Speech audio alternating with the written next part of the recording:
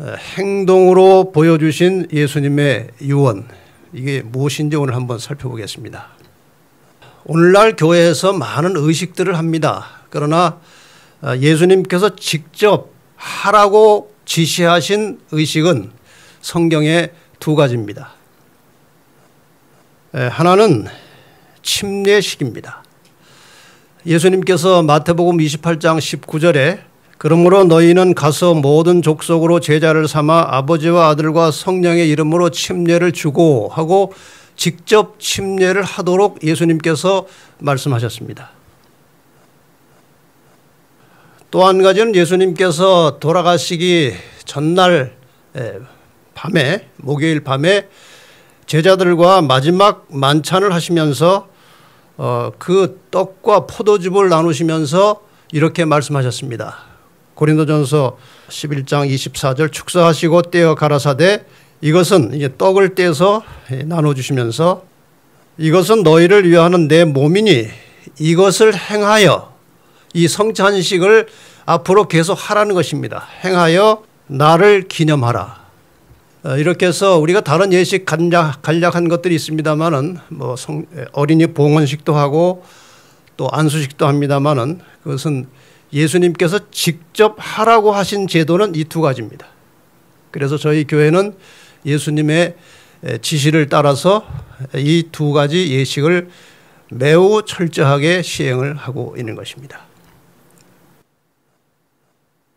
갈라디아 4장 4절에 보면 때가 참에 하나님이 그 아들을 보내사 예수님께서 이 땅에 오신 것은 아무 때나 오신 것이 아니고 오실 때가 되었을 때, 시간이 되었을 때 하나님께서 정확한 시간에 이 땅에 예수님을 보내셨습니다.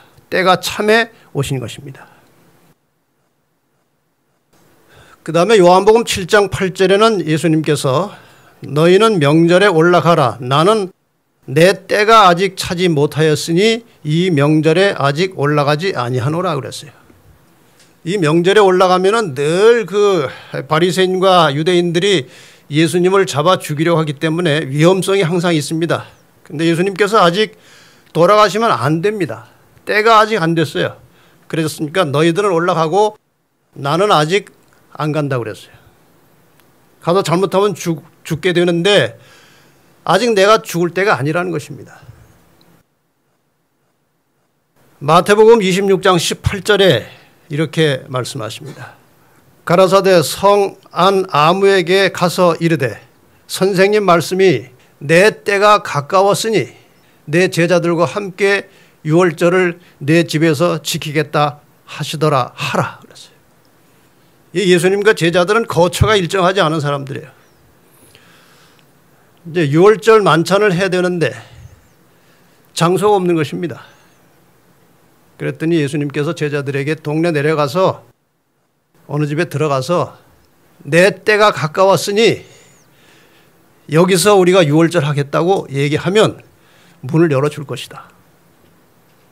이 때는 무슨 때입니까? 이 때가 가까웠다는 것이 무슨 때예요? 돌아가실 때가 됐다는 것입니다. 성전에서 이루어지는 의식 가운데 양을 잡아 죽이는 의식 가운데 상번제라는 게 있습니다. 상번제. 그것은 오전 9시, 오후 3시에 늘 드리는 예배인데 예수님께서는 유월절 어린 양으로서 유월절 그날 오후 3시에 돌아가시도록 되어 있었습니다. 그 어린 양의 예표를 따라서. 근데 유월절이 이제 내일입니다. 오늘은 목요일이에요. 그 당시 예수님 요 당시에 그 유월절이 1월 14일이 금요일이었어요. 그래서 목요일 저녁에 이제 만찬을 하게 된 것입니다. 내 때가 가까웠으니 이제 돌아가실 때가 다 된 것입니다. 드디어 이제 한 집에 들어가서 예수님과 12 제자들이 한 자리에 모였습니다. 제자들은 예수님께서 돌아가실 것을 잘 모릅니다. 이 저녁에 예수님께서 이제 그 말씀을 다 공개적으로 이제 하시려고 함께 모인 것입니다. 그런데 이 당시 유대 풍습상 밖에서 외출해서 다니다가 집에 들어오면 종이 대야에 물을 떠가지고 와서 주인의 발을 씻겨줘야 하는 것입니다. 왜? 그 샌들 신고 먼지길을 돌아다니기 때문에 들어오면은 그 발을 씻어야 돼요. 그 풍습대로 지금 누군가가 물을 떠가지고 와서 발을 씻는 일을 해야 되는 것입니다. 제자들이 요지부동이에요. 다 그냥 가만히 있는 것입니다. 서로 눈치만 보고. 왜냐하면은 이 당시 제자들의 심리는 서로 높아지려고 하는 심리가 있었어요. 근데 종으로서 남의 발을 씻긴다는 것은 그 밑으로 내려가는 거예요. 서로 안 하려고 하는 거예요. 예수님께서 허리를 동이시고 대야에 물을 떠가지고 와서 제자들의 발을 씻기시기 시작했습니다. 제자들은 기절할 정도로 놀랐습니다. 그런데도 누구 하나 아이고 제가 하지요 하는 사람 없었어요. 왜? 아이고 제가 하지요 하고 대야를 드는 순간에 제일 바닥으로 내려가는 거예요. 안 하려고 하는 거예요. 예수님께서 발을 씻기시고 그다음에 수건을 가지고 닦아주시고 시작을 하셨습니다. 겸손입니다. 예수님께서 제자들에게 보여주기를 원하셨던 교훈은 겸손입니다. 낮아지라는 것입니다. 예수님은 출생부터 겸손하셨습니다. 부잣집에 화려한 집에 태어나지 않으셨습니다. 마국간에 인간으로 오신 것 자체는 사람이 벌레가 된 것보다 더 수치스러운 일이에요. 예수님이 사람이 되신 것은 그렇게 낮아지셨습니다. 빌립보 2장 7절로 8절에 보면 자기를 비워 그분은 원래 하나님과 같은 분이신데 자기를 비워 종의 형체를 가져 사람들과 같이 되었고 사람의 모양으로 나타나셨음에 자기를 어떻게 하셨어요? 낮추시고 자기를 낮추셨어요. 반대로 루스벨은 하늘에서 이런 마음을 가지고 하나님을 대적해서 반역을 일으켰습니다. 이사야 14장 13절 14절에 하늘에서 루스벨이 반역을 일으킬 당시에 루스벨의 마음을 표현하고 있는 것입니다.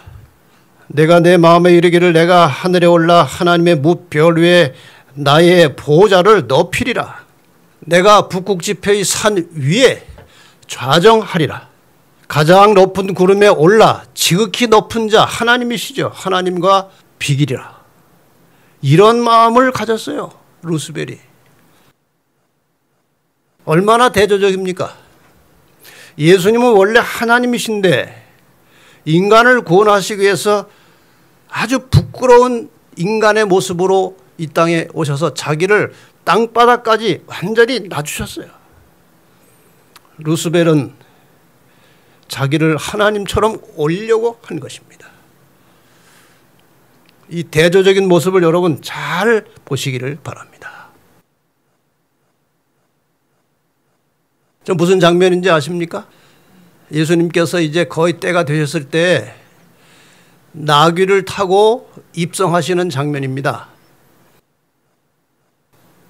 이 당시에 왕들은 멋진 말을 타고 많은 사람의 호의를 받으면서 개선하고 입성하는 일을 했습니다.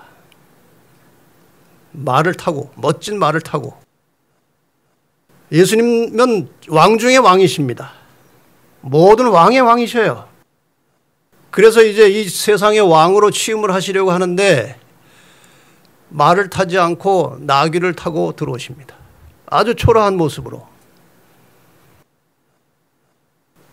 이미 구약에 예언된 그 말씀을 마태복음 21장 5절에 인용했습니다. 시온 딸에게 이르기를 내 왕이 내게 임하나니 그는 겸손하여 나귀 곧 멍에 매는 짐승의 새끼를 탔도다 하라 하였느니라. 이게 다 겸손의 모습이에요. 태어나신 모습이나 왕으로 입성하실 때에 나귀를 타고 초라하게 오시는 이 모습이 바로 겸손의 상징이에요. 여러분, 아주 대조적인 장면이 지금도 진행되고 있고 앞으로도 진행될 것입니다.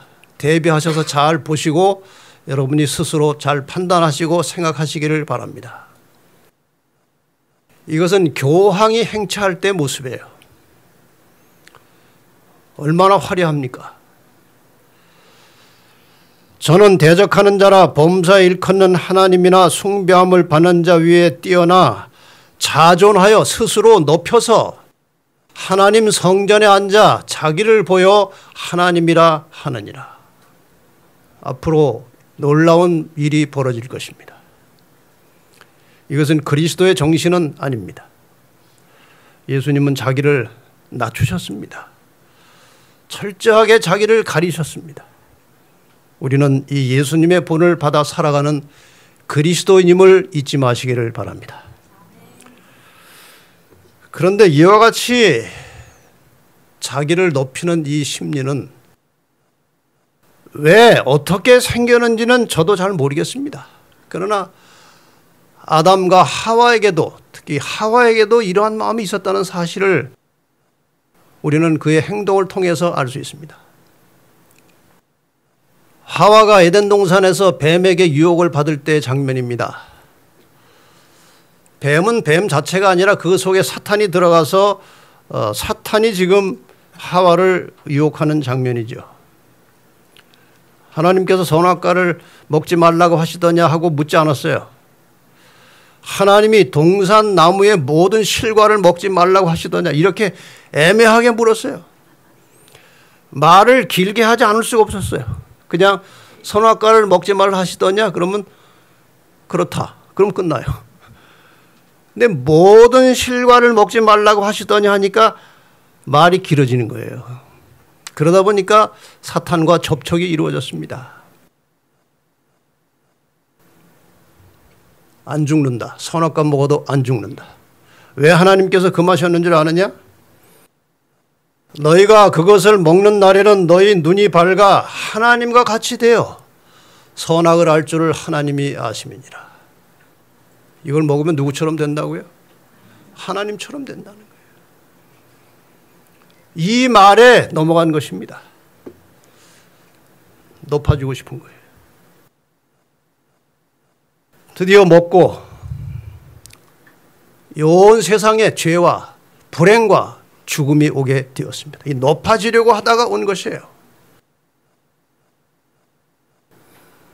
또 하나 이야기를 한번 해보십시다. 한 번은 예수님께서 제자들과 함께 가버나움으로 가고 계셨습니다. 그 전에 한번 제가 설교 시간에 말씀드렸지만 여기 출발하기 전에 변화산이라고 하는 변형산 혹은 변화산이라고 합니다만 그 산 밑에서 예수님께서 베드로와 야고보와 요한 세 제자를 데리고 별도로 올라가셨어요. 그 산에. 거기서 세 제자와 예수님이 하늘의 영광을 보게 되었고 모세와 엘리야가 나타나는 것을 보았습니다. 엄청난 영적 경험을 한 것이죠.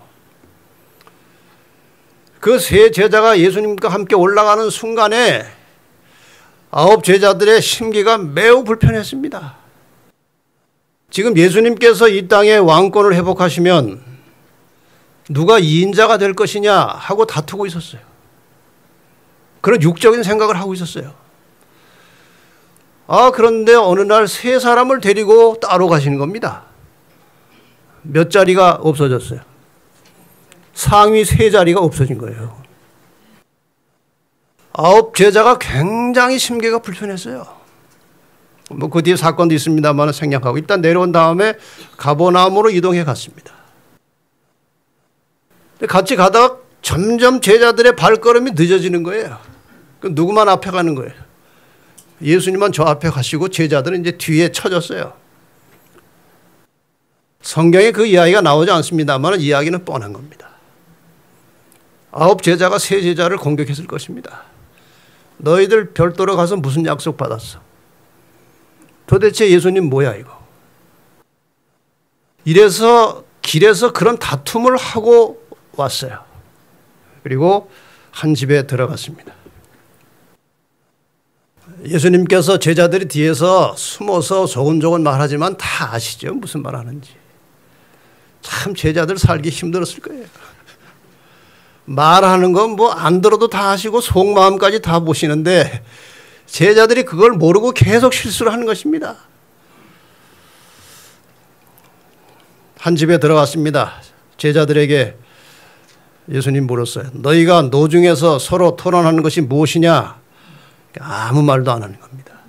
이게 또 부끄러운 줄은 또 알아요. 서로 누가 크냐 하는 것이 부끄러운 줄은 아는 겁니다. 그 말을 못 하는 거예요. 이는 노중에서 서로 누가 크냐 하고 쟁론하였습니다. 이것이 인간입니다. 이것이 여러분과 저의 모습이에요. 그래서 예수님께서 마지막으로 떠나시기 전날 밤에 제자들에게 발을 씻김으로써 교훈을 주신 것입니다. 발 씻는 행위 자체가 주는 교훈이 있어요. 겸손입니다. 남의 밑에 들어가는 것입니다. 다른 사람을 섬기는 것입니다. 예수님께서는 자신의 성품에 대해서 거의 말씀을 안 하셨는데 잘 아시는 대로 한 번 이렇게 말씀하셨습니다. 수고하고 무거운 짐진 자들아 다 내게로 오라. 내가 너희를 쉬게 하리라. 나는 마음이 온유하고 겸손하니 나의 멍에를 메고 내게 배우라. 그러면 너희 마음이 쉼을 얻을 것이다. 우리의 마음이 평안치 않고 쉼이 없는 가장 중요한 이유 중에 하나는 자기가 높아지고자 하는 마음 때문에 그렇다는 것입니다. 자기를 철저하게 낮추고 겸손하면 마음이 편안하다는 것이죠. 땅바닥에 발을 딛고 자기를 낮추고 남을 섬길 때에 겸손하다는 것입니다. 편안하다는 것입니다. 이 겸손에 대한 말씀은 성경에 많이 나옵니다. 몇 가지 이 겸손이 얼마나 중요한지를 가르쳐주는 구약의 말씀들을 몇 구절 보겠습니다. 구약 신약 다 겸손에 대한 말씀이 많이 나옵니다. 시편 147편 6절입니다. 여호와께서 겸손한 자는 붙드시고 악인은 땅에 엎드려뜨리시는도다.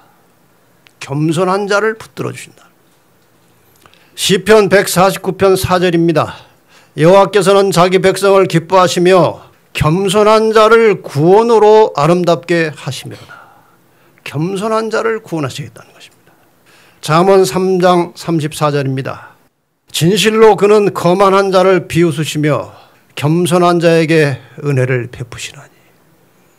여러분, 사람이 하나님 앞에 교만해봐야 그게 뭡니까? 하나님 보실 때는 아주 우스운 것입니다. 흙덩어리가 아무것도 아닌 것이 숨만 끊어지면 아무것도 아닌 흙덩어리가 교만할 때 하나님은 웃으십니다. 네가 뭐냐? 넌 흙이냐? 흙이 아니냐? 그래서 하나님께서는 겸손한 자를 좋아하시고 그들에게 은혜를 베푸신다고 하십니다. 잠언 18장 12절에 사람의 마음의 교만은 멸망의 선봉이요 겸손은 존귀의 앞잡이니라. 교만은 멸망의 선봉이요 겸손은 존귀의 앞잡이니라. 하나님께서는 겸손한 자를 존귀하게 인도하신다는 말씀이죠. 잠언 29장 23절에 사람이 교만하면 낮아지게 되겠고 마음이 겸손하면 영예를 얻으리라. 때때로 이 목회자들이 설교하면서 자기 말을 합니다. 자기 말. 저도 상당히 조심을 합니다마는 저도 모르게 자기 말이 나와요.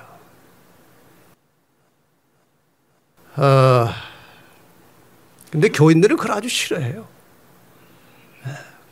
가끔 교인들한테 이렇게 물어보면은 목사님이 설교하다가 자기 자랑하거나 가족 자랑하면은 아주 별로 듣기 싫다는 것입니다. 마음이 아주 거북하다는 것입니다.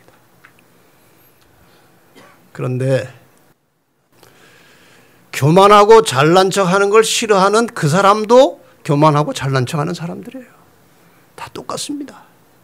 그렇지 않습니까? 근데 사람이 참 묘합니다.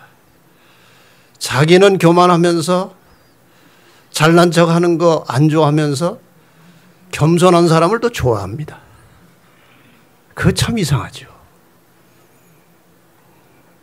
참 이상합니다. 그게 좋은 건 알아요. 자기는 그렇게 안 돼.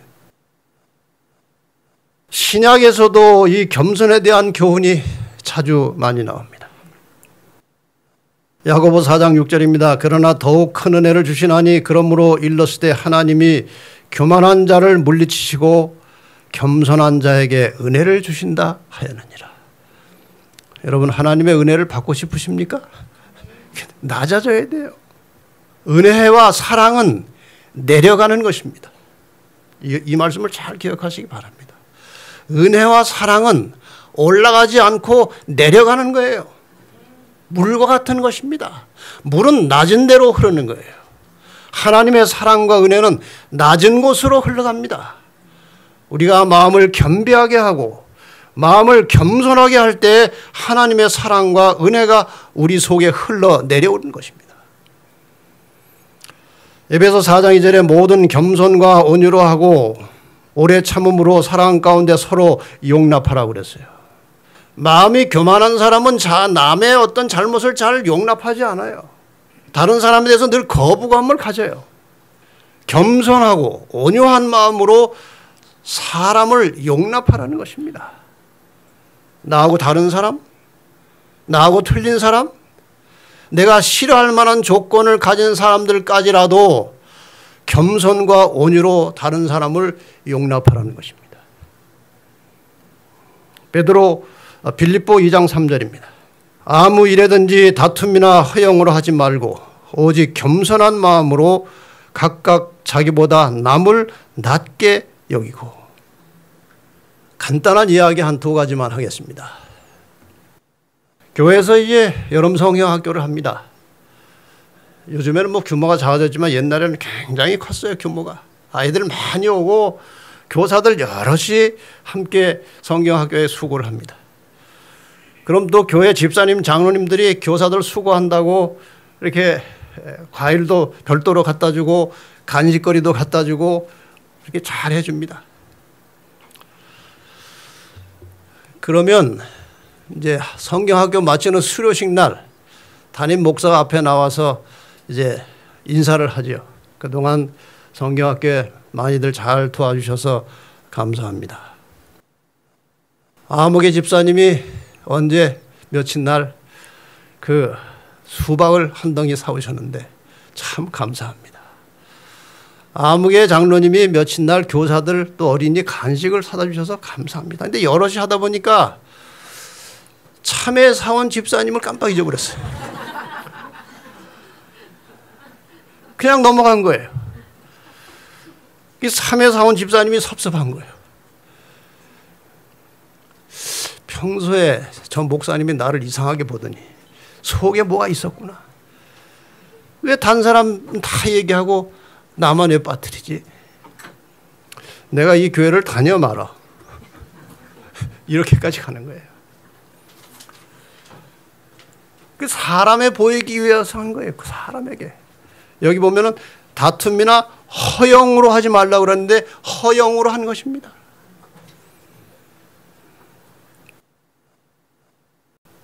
어떤 집사님이 개척교회에 이제 같이 헌신하고 일을 많이 했어요.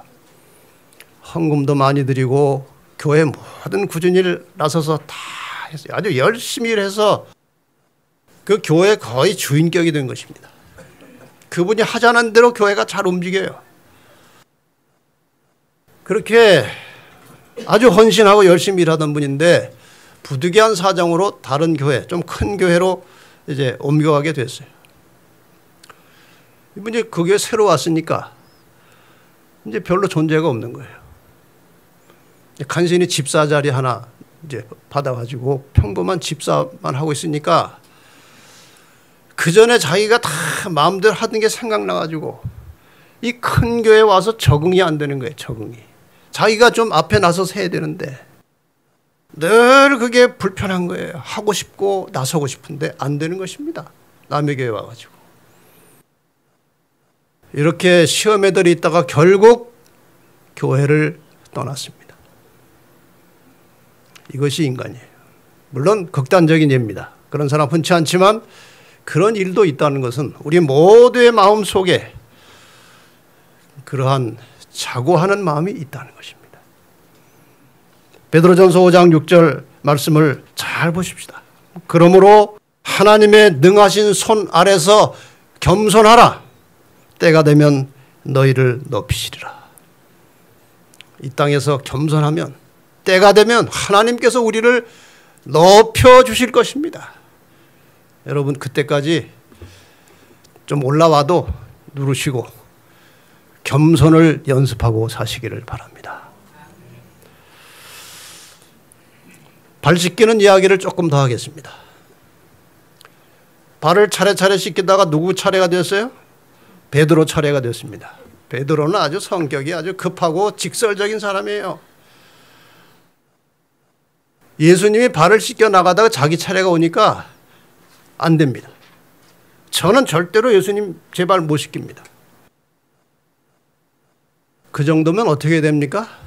예수님 발 씻기면서 다니실 때 예수님, 아니 이게 무슨 일입니까? 제가 하겠습니다 하고 했어야 돼.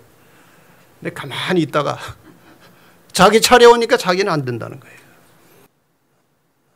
예수님께서 발 안 씻으면 나하고 상관이 없다 그랬어요. 그래 또 마음이 금방 바뀌어가지고 이 발 씻는 의미의 교훈이 무엇이냐? 아까는 발 씻는 행동의 교훈이었어요. 이 발 씻는 의미가 무엇인지를 예수님께서 베드로에게 가르쳐 주셨습니다. 베드로가 주여 내 발뿐 아니라 손과 머리도 씻겨 주옵소서. 지금 세수대에다가 조금 물 담아 가져왔는데 어디 머리까지 씻깁니까? 이게 베드로의 성격이에요. 머리까지 좀 씻어 주십시오. 예수께서 가라사대 이미 목욕한 자는 발밖에 씻을 필요가 없느니라. 온몸이 깨끗하니라. 이 의미가 무엇입니까? 이미 침례를 받은 사람, 이미 목욕한 자는 침례를 받은 사람이에요. 침례를 받은 사람들은 다시 침례받을 필요 없고 침례받은 이후에 여러 가지 또 인간의 세파에 시달리면서 죄가 묻고 죄가 나오고 죄가 넘어지고 죄를 범한 그런 것들을 뭐 하루하루 다 회개하고 씻어왔겠지만 발 한 번 씻음으로 이건 거의 재침례 의미가 있다는 것이에요. 다시 다 깨끗하게 되는 거야. 그러니까 오늘 여러분께서 발 씻으실 때 다시 재침례 받는 마음으로 발을 씻으시기를 바랍니다. 발을 씻기는 사람은 겸손한 마음으로 씻기고 씻음을 받는 사람은 내가 오늘 다시 한 번 더 태어난다. 내가 새로운 사람으로 다시 깨끗하게 된다는 마음으로 발 씻음에 참여하시면 되는 것입니다. 이해가 되시겠습니까? 그런데 이번에 제가 이 말씀을 준비하다가 이 너희가 깨끗하나 다는 아니니라 이 말씀에 제가 상당히 새로운 느낌이 왔습니다. 지금 12사람이 있어요. 너희가 깨끗하지만 다는 아니라는 말이 뭡니까? 그 속에 누가 하나 들었어요.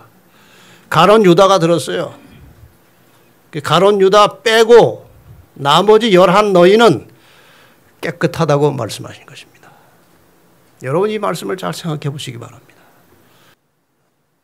지금 이 만찬 석상에서 서로 높아지려고 남의 발 안 씻기려고 하는 이 제자들이에요. 심리적으로 남의 발 안 씻기려고 지금 서로 자존심 세우고 있는 시간입니다. 그날 저녁에 제자들이 다 도망갈 걸 예수님께서 다 아십니다. 베드로가 장차 3번 예수를 부인할 것도 아십니다.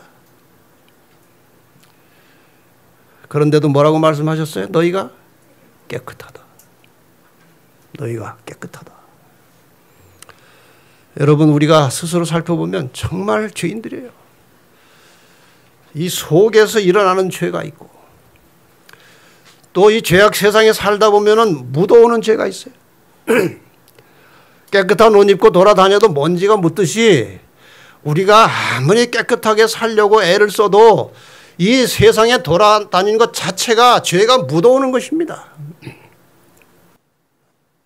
우리가 보면 깨끗하지 않아요.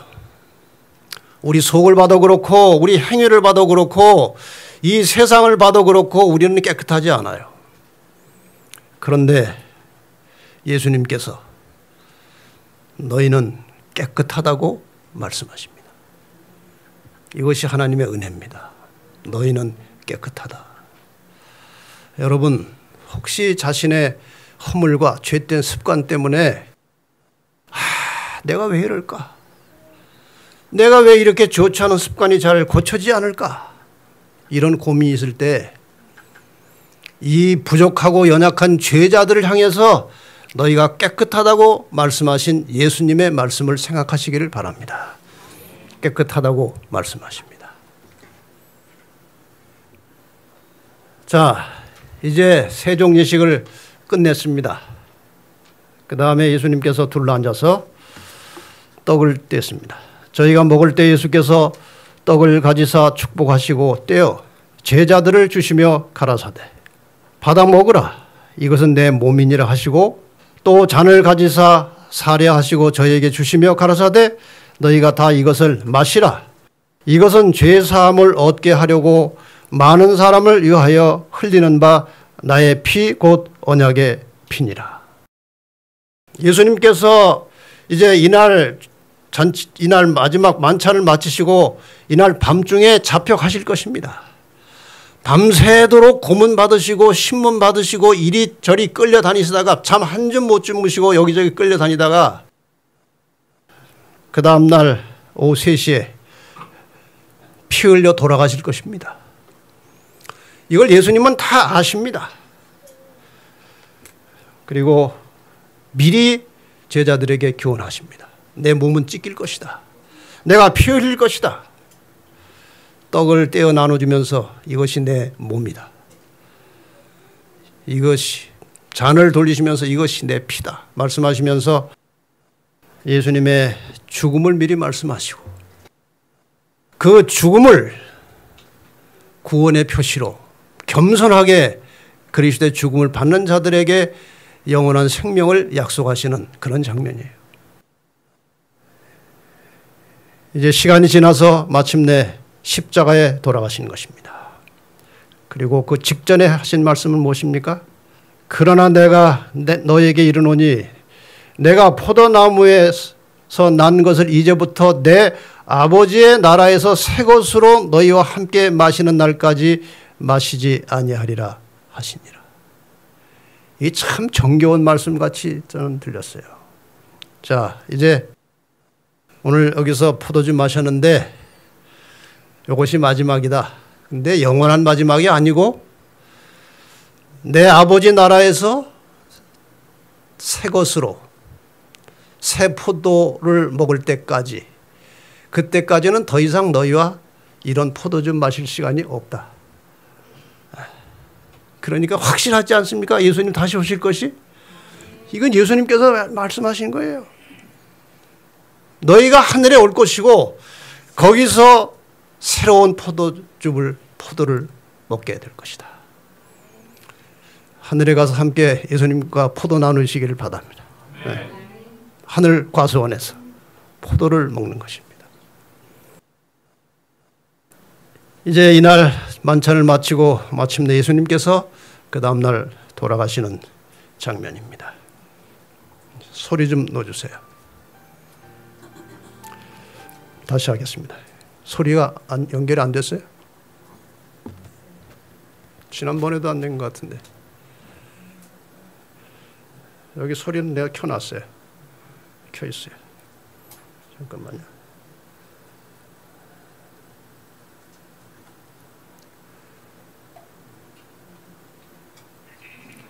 네? 지금 됐어요? 네, 미안합니다.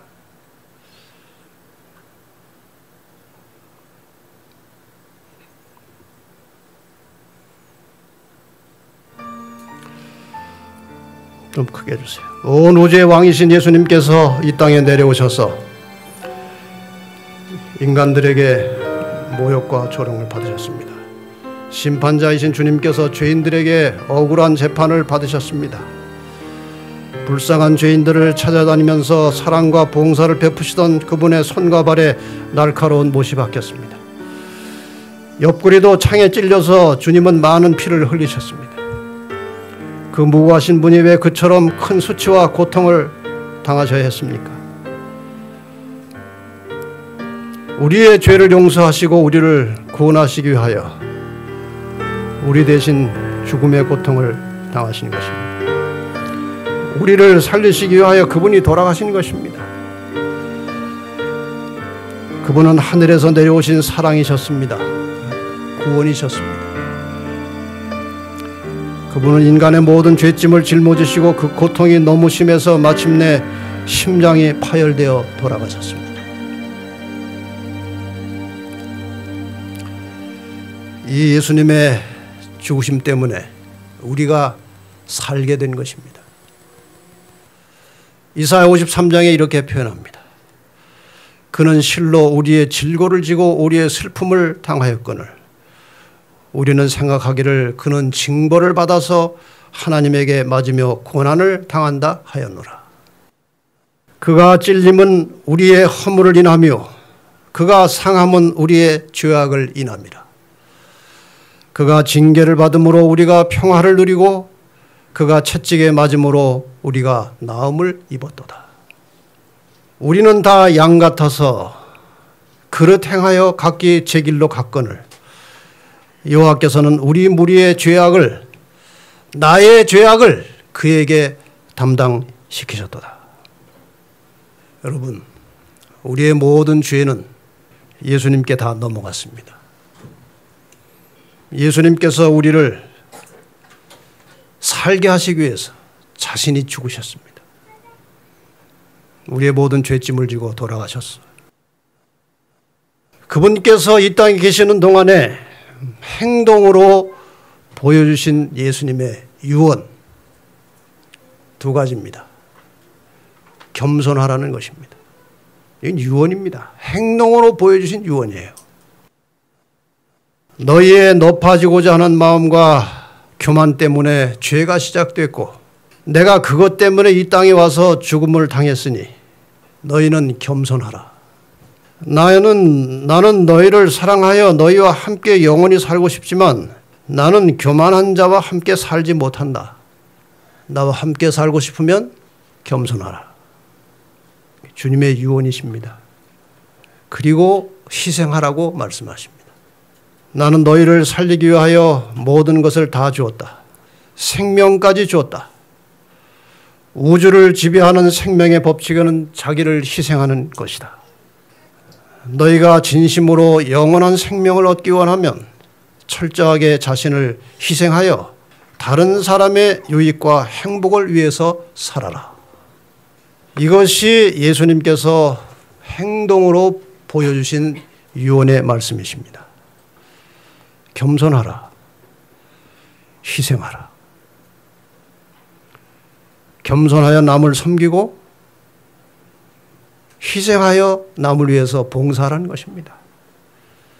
오늘 성찬 예식을 통해서 다시 한번 우리 마음속에 이 예수님의 유언의 말씀을 깊이 새기시고 우리의 삶을 통해서 새로운 변화가 시작되시기를 간절히 바랍니다.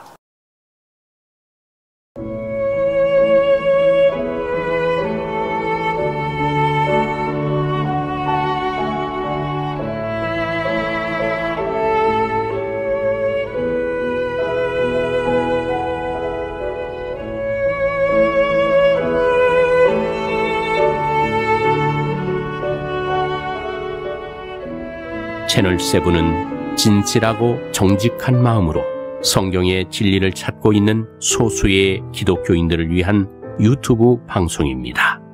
많이 청취하시고 주변의 기독교인들과 공유하여 주시면 감사하겠습니다.